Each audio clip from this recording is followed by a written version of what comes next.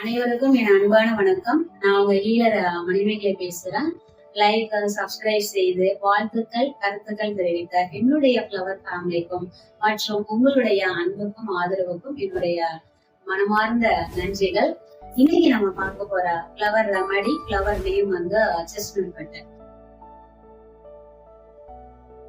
இந்த கேரக்டர் வந்து மணில எப்படி இருக்கும்னா, ஒரே தவிர திரும்ப திரும்ப செஞ்சுக்கிட்டே இருப்பாங்க. அதாவது நம்ம லைஃப்ல வந்து எரருங்கிறது இருக்கலாம், பட் மிஸ்டேக் அப்படிங்கிறது மேஜரா இருக்கக்கூடாது. அது வந்து நம்மளோட குடும்பம், நம்மளோட ப்ரொஃபஷனல், நம்மளோட ஹெல்த் இஷ்யூ எல்லாத்தையுமே அது பாதிக்கிற மாதிரி இருக்கும். ஒரே தவிர திரும்ப திரும்ப செஞ்சுட்டே இருப்பாங்க. இந்த கேரக்டர் வந்து அந்த தவறு செய்யறதுல இருந்து ஒரு லேர்னிங்கா எந்த ஒரு பாடமுமே கத்துக்க மாட்டாங்க. அதுதான் இங்க மேஜரா அஃபெக்ட் ஆகுறதுக்கு ரீசன். அதுதான் ப்ராப்ளம் கிரியேட் ஆகுறது, ஸ்ட்ரெஸ் ஆகுறதுக்கு மேஜரா ஆகுற ரீசன் வந்து அதுதான்.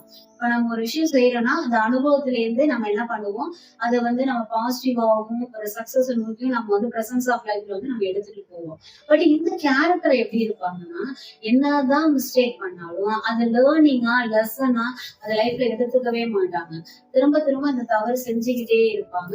சோ அதனால அவங்களோட இண்டிவிஜுவலா அவங்களோட லைஃப் பாத்தீங்கன்னா பெரிய லெவல்ல ஒரு டெவலப்மெண்ட்ங்கிறது அவங்க கிட்ட இருக்காது. அது மேஜரா அஃபெக்ட் ஆகும். அது அவங்களுக்கே அது தெரியாம அந்த கேரக்டர்ல இருந்துட்டே இருப்பாங்க. இது ஒண்ணு. இதுல அதிகமா பாதிக்கப்படுறது அப்படின்னு பார்த்தோம்னா ஸ்டூடெண்ட்ஸ் தான் அதிகமா மனநிலையில இருக்கிறாங்க.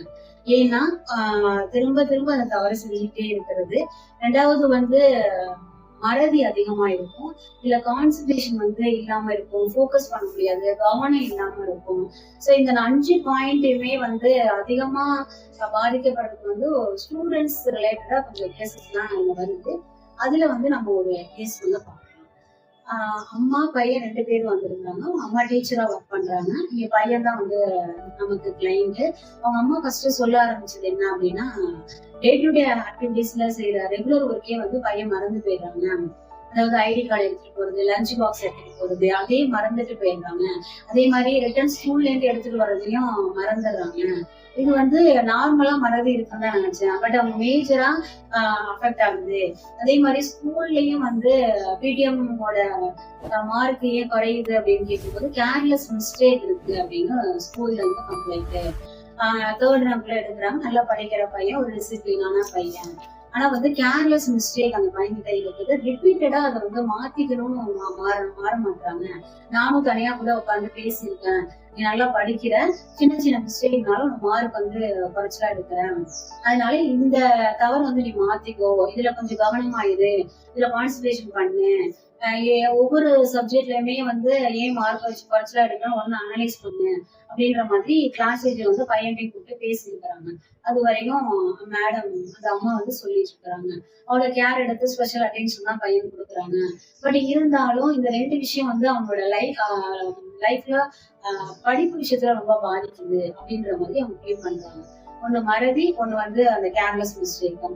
இதுல பையன்கிட்ட கூப்பிட்டு பேசும்போது எப்பவுமே வந்து நம்மளோட பசங்க பேரண்ட்ஸ் போது தனித்தனியா நம்ம கூப்பிட்டு பேசுவோம். பேசணும்ன்றது வந்து இங்க நம்ம ஒரு ரூல்ஸா வைக்கல. சில பசங்க என்ன பண்ணுவாங்க, பேரண்ட்ஸ் இருக்கும்போது ஓபன் டாக்கா பேச மாட்டாங்க. அது அந்த ஏஜ பொறுத்து இருக்குது. அந்த ஒரு 5th இருக்காங்க, 5th ஸ்டாண்டர்டுக்குள்ள இருக்கிறாங்கன்னா ஓரளவுக்கு பேச ஆரம்பிப்பாங்க. பேரண்ட்ஸ் இருக்கும்போதே பேசிடுவாங்க. அந்த ஏஜ் தாண்டில வரும்போது ஒரு மெச்சூரிட்டி கிடைக்குது. ஒரு விஷயங்கள் வந்து அம்மாக்கு அப்பாவுக்கு தெரியாம சில விஷயங்கள் செய்யறாங்க. அப்படிங்கும் போது அவங்க பயப்படுறாங்க.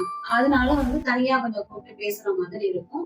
இங்க வந்து அவங்க அந்த மேடம் வந்து டீச்சருங்கிறதுனால ரொம்ப ஃப்ரெண்ட்லியா கொண்டு போயிட்டு இருக்காங்க. பையன்கிட்ட கேட்கும் போது பையனும் வந்து 8th ஸ்டாண்டர்ட் படிக்கிறாங்க. நல்ல ஒரு மெச்சூரிட்டியா இருக்கிறாங்க.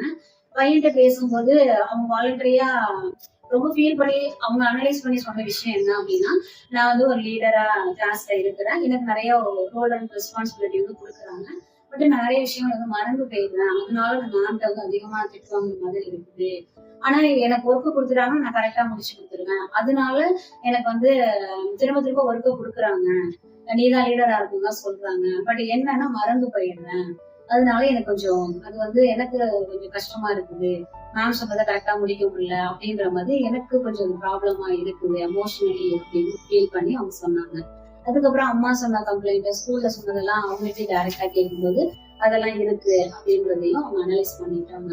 இப்ப இந்த கேஸ்ல இருந்து நம்ம தெரிஞ்சுக்க வேண்டிய விஷயம் என்ன அப்படின்னா, நம்ம லைஃப்ல வந்து ஒரு மிஸ்டேக்கு, தப்பு அப்படிங்கிறது நடக்கிறது வர்றது வந்து இயல்புதான். அது அந்த தப்புல இருந்து நம்ம என்ன லேர்ன் பண்ணிக்கிறோம், அத அடுத்த ஸ்டேஜுக்கு எப்படி கொண்டு போறோம், பர்சன்ஸ் ஆஃப் லைஃப்ல எப்படி அத ஹாப்பியா இருக்குதா, இல்ல சக்சஸ் நோக்கி போயிட்டு இருக்கிறோமா அப்படிங்கறத இங்க நம்ம பார்க்கணும். இங்க எமோஷனலி வந்து 2 விஷயம் வந்து இருக்குது. ஒண்ணு வந்து இப்போ நம்ம ஒருத்தவங்க வந்து நம்மள பாராட்டுறாங்க அப்படின்னா அவங்க நல்லவங்க தான். ஒருத்தவங்க நம்ம திட்டுறாங்க அப்படின்னா அவங்க கெட்டவங்க தான். அங்க என்ன ஆகுதுன்னா, அந்த ஒரு இன்சிடென்ட், அந்த சிச்சுவேஷன்ஸ்ல அந்த எமோஷன் வந்து எக்ஸ்போஸ் ஆகுது, வெளிப்படுது. அது அன்பாவும் இருக்கலாம், கோபமாவும் இருக்கலாம். இவ்வளவுதான் எமோஷனல்ஸ். அதை தாண்டி நம்ம வந்து அதை ரொம்ப பெருசா ஓவர் ஸ்ட்ரெஸ்ஸுக்கு கொண்டு போக வேண்டியதில்லை, ரொம்ப ஹாப்பியான ஒரு மைண்டுக்கும் கொண்டு போக வேண்டியதில்லை. ஒரு நியூட்ரலா நம்ம வச்சுக்கிட்டோம் அப்படின்னா, ஃப்ரெண்டா ரிவர்ஸ் எதுவா இருந்தாலும் சரி, நம்ம பேலன்ஸ் பண்ணி நம்ம லைஃப் வந்து கொண்டு போகலாம். இந்த ஃப்ளவர் மடியோட கான்செப்ட் என்னன்னா அப்படின்னா, நம்மளுடைய எமோஷன்ஸ் வந்து இம்பேலன்ஸா இருக்கிறத பேலன்ஸ் பண்ணி சப்போர்ட் பண்ணி கொடுக்கும் அப்படின்றது. மனசு பத்தியான ஒரு கவிதை. தவறும் ஒரு முடிவல்ல, அது ஒரு புதிய பாடம். கற்றுக்கொள்ள மனம் இருந்தால் தோல்வியும் வெற்றியின் முதல் படி. மனச பத்திரமா பார்த்துக்கோங்க. நன்றி. மீண்டும் சந்திப்போம். உங்க ஹீலர் மணிமேகலை.